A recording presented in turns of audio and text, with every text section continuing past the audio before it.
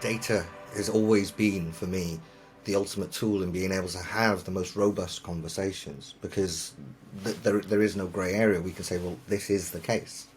And also, it's interesting, you both kind of touched on how this isn't a conversation for one organisation to lead, and to plough their own path. It's very much, to your point, Alex, I think you phrased it as the ecosystem conversation. Something that we talk about an awful lot now is ecosystem thinking. And another point, just of observation before we kind of move on, it feels very much as well that there are fundamental tenets that we can continue to fall back on, that are tried and tested great business practices. And I'm thinking back to change management here. Alex, you referenced that we have to have the different stakeholders within the business. That's again, when we start looking at how we win the hearts and minds, fundamental part of change management, how we communicate. We have to view this almost as a industry-wide change management project. Just to get your thoughts around that before we kind of move. Do you see that as part and parcel of the conversation? Is we can draw back on these elements that we would say when we're implementing a new system like Synchron. It's the same communication, isn't it?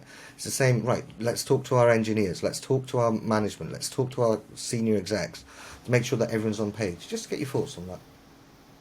Yeah, totally way to what you just said. If you implement a tool which is working along the, let's call it, value chain, the supply chain, whether it's field service or whether it's parts or whether it's inventory, so all the different elements, but really thinking end to end, you have to include end to end all different stakeholders, whether it's shareholders, whether it's society, whether it's clients, whether it's your employees on the different levels, right? And you need their buy-in. You need to win their minds and their hearts. It sounds a little bit emotional, but this is really something where we need all hands on board, everybody on board, to really support this journey. Why is that? Because in the beginning, it might take a little bit more investments than if I would just do, the gray stuff as we did in the past. Maybe it changes also the ways of working, how you do business. And it can be small things like, when do you do customer visits, when you do a video conference, etc.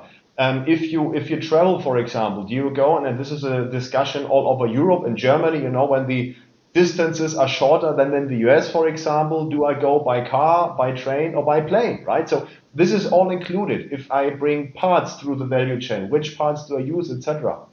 So this is really something where you need buy-in of the people, where you have to convince the people. Hence, you need the change management. You need the change management on the infrastructure, meaning processes, structures, tools, etc.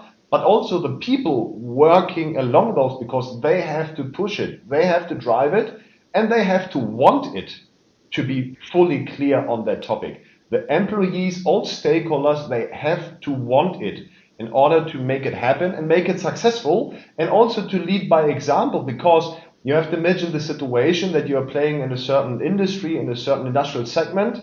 You need everybody to be aligned, because, to be totally frank, ideally you also drive your competitors into a certain direction, in order to make this something like an industry standard, like a global standard, to be sustainable, right? A rising tide lifts all boats. Justin, Alex, something that you said with everyone being dedicated, being focused on this, being committed to the cause here, to the change that's we're trying to drive.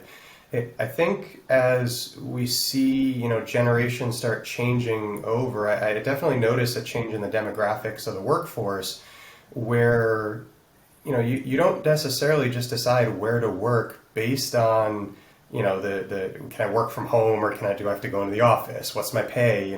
Sustainability is starting to be a priority more and more when new employees, they're coming out of university, and they're evaluating where they want to work, where they want to commit their time to that cause. And I think that's a really powerful change that isn't necessarily being fully grasped and understood, maybe from the senior leadership level at times. And I think that's powerful, because if you can drive that change from the ground floor on up, that's a wave that's hard to stop. And furthermore, I just wanted to bring up something else as well with respect to change management. I've gone through a number of changes in industry, driving whether it be software changes, process changes, you name it. And ultimately, Kris, you had mentioned earlier the data challenge that is associated with. I mean, I could pick a company, close my eyes and throw a dart at a dartboard, and I'm sure they have a data challenge somewhere.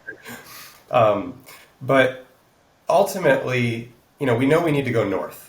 And this is what I've always preached is if we know we need to go north, you don't need to plot the course, 100% north. You're going to deviate along the way. You're going to learn, but start measuring yourself. Because if you don't measure yourself, if you don't set goals, then how do you know you're even making progress?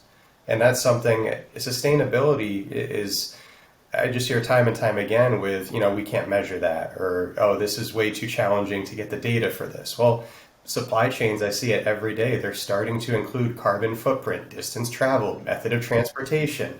Then you have something in the field service space with like first time fix rate. Okay, how many truck rolls did I have, year over year? That data can be quantified because every single appointment is scheduled. You know where that technician is starting from and where they're going to. So you can take averages.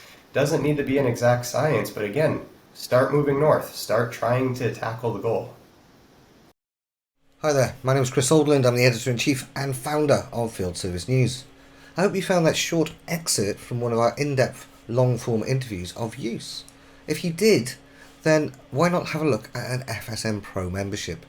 This will give you access to over 70 hours plus of in-depth, long-form interviews where you can access the full interview. You also get access to the world's leading resource library dedicated specifically to the field service management sector. Over 130 resources that cover key areas such as digital transformation in field service, remote service technology and how that aligns to on-site service delivery, servitization, advanced services. All of these key areas and many more.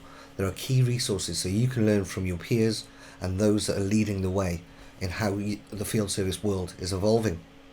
There's also the new FSN education platform, and we're adding courses there every single month with already a number of masterclass courses that don't just give you knowledge but actually give you the blueprint so you can develop a program within your own organization and see real world value. You can access all of this content for just £450 a month, or you can access it on a monthly basis at £45 a month. Head over to fieldservicenews.com, subscribe and find out more.